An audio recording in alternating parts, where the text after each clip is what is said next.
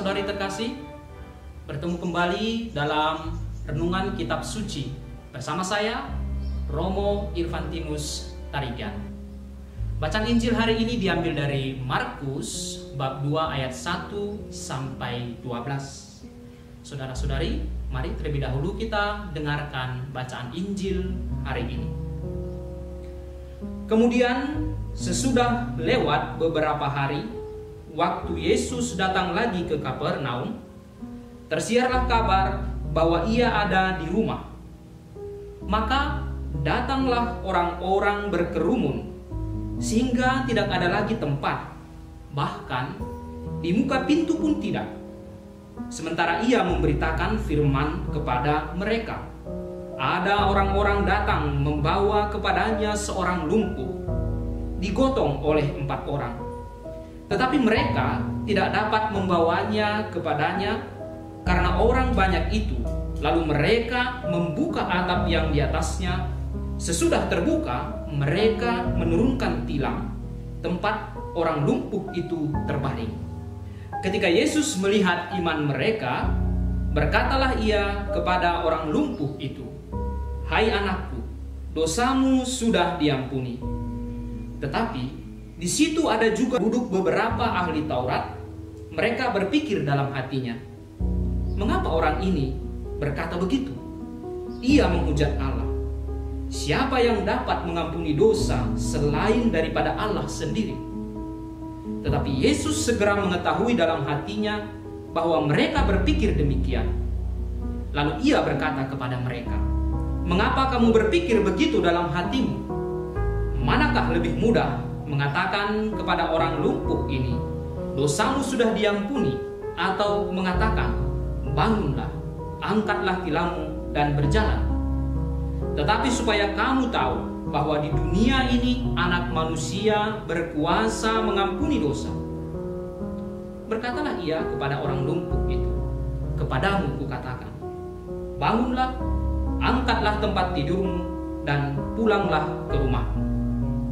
Dan orang itu pun bangun, segera mengangkat tempat tidurnya, dan pergi keluar di hadapan orang-orang itu.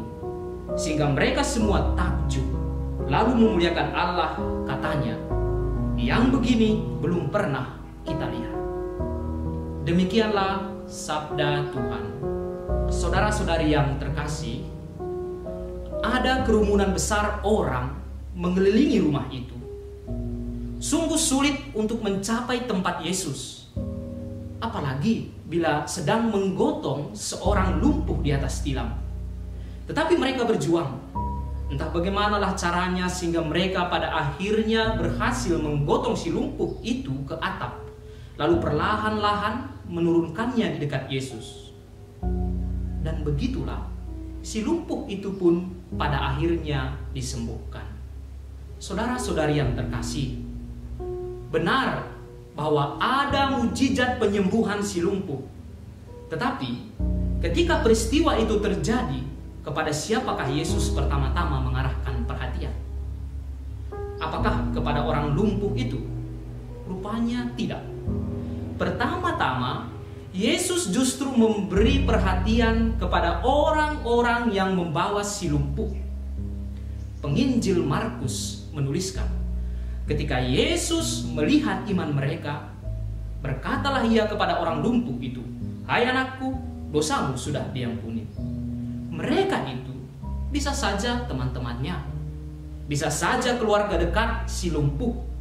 Yesus kagum pada solidaritas mereka, tetapi terutama kagum melihat iman mereka. Kagum pada iman dari orang-orang yang menggotong si lumpuh itu. Para saudari-saudara yang terkasih, mujizat tidak terjadi tanpa iman. Dalam setiap mujizat yang dibuat Yesus, selalulah ada ungkapan atau tindakan atau ekspresi iman dari pihak manusia. Ada banyak contoh yang bisa kita ambil dari kitab suci terkait itu. Misalnya saja, kisah penyembuhan si buta Bartimeus itu, atau penyembuhan wanita yang sakit pendarahan, dan masih banyak contoh lainnya. Sebab itu, Misalnya di Nazaret, kampung halaman Yesus sendiri, tidak ada banyak mujizat seperti ditulis Matius. Dan karena ketidakpercayaan mereka, tidak ada banyak mujizat diadakannya di situ. Benar bahwa dalam mujizat ada gerakan iman di dalamnya. Tetapi apa yang khas dalam penyembuhan si lumpuh pada Injil hari ini? Di sini mujizat terjadi bukan karena iman si lumpuh itu, tetapi karena iman orang-orang yang membawa dia, iman teman-temannya, iman keluarganya. Saudara-saudari, penginjil menuliskan, ketika Yesus melihat iman mereka, berkatalah ia kepada orang lumpuh itu, "Hai anakku, dosamu sudah diampuni." Sungguh menakjubkan saudara-saudari. Iman dari orang lain juga bisa mengundang mujizat penyembuhan. Kisah Injil hari ini bisa menjadi dasar dari iman kepercayaan kita dalam memanjatkan doa-doa permohonan untuk kebutuhan penyembuhan atau kebutuhan lain dari saudara-saudari kita.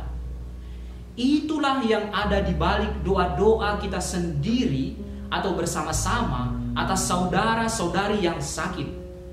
Itulah di balik intensi-intensi khusus kita untuk teman atau sanak saudara kita di dalam perayaan Ekaristi atau novena-novena kita. Saudara-saudari yang terkasih, hal yang sama juga sebenarnya terungkap dalam doa damai, yakni doa setelah Bapa Kami dalam Ekaristi.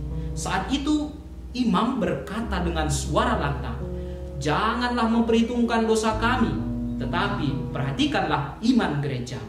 Sekali lagi, saudara-saudari, perhatikanlah iman gerejamu. Bisa jadi saudara-saudari yang kita doakan tidak beriman, tetapi berkat iman Anda atau berkat iman gereja, dia disembuhkan. Berkat iman Anda, kebutuhannya dipenuhi.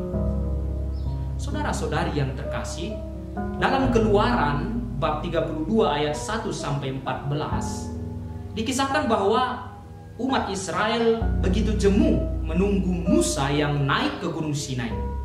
Kemudian mereka membuat anak lembu tuangan dan mereka menyembah anak lembu tuangan itu sebagai Allah mereka. Maka murkalah Tuhan dengan amat sangat. Tuhan pun menyuruh Musa turun, dan Tuhan ingin membinasakan bangsa Israel yang telah melanggar perjanjian itu. Tetapi saudara-saudari, Musa tampil sebagai pembela umat Israel, meski umat itu begitu menyebalkan karena terus berbuat dosa. Begitulah kedekatan atau iman Musa kepada Tuhan membuat murka Allah surut dan mengurungkan niat untuk membinasakan umat Israel itu. Ini juga contoh lain betapa iman orang lain, dalam hal ini iman Musa, pemimpin bangsa Israel, mendatangkan selamat. Santo Agustinus dari Hippo dalam pengakuannya mengatakan bahwa dirinya adalah buah iman, buah doa dan air mata ibunya Santa Monica.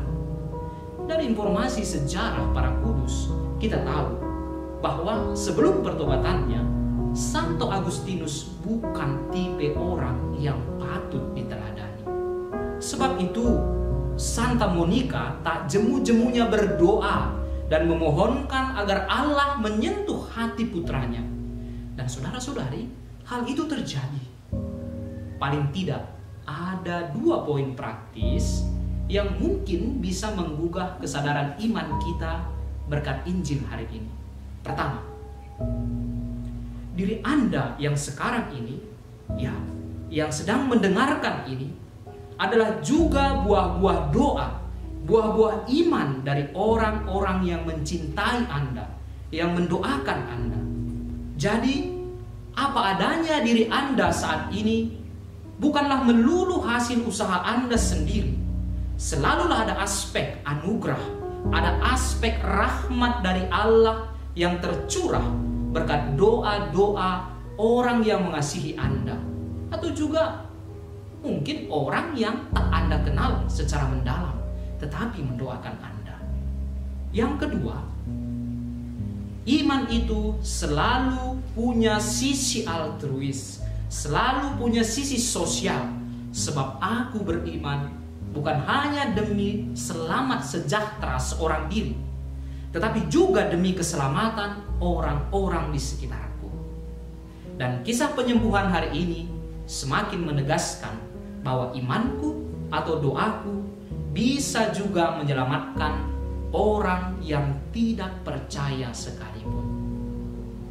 Saudara-saudari, Tuhan memberkati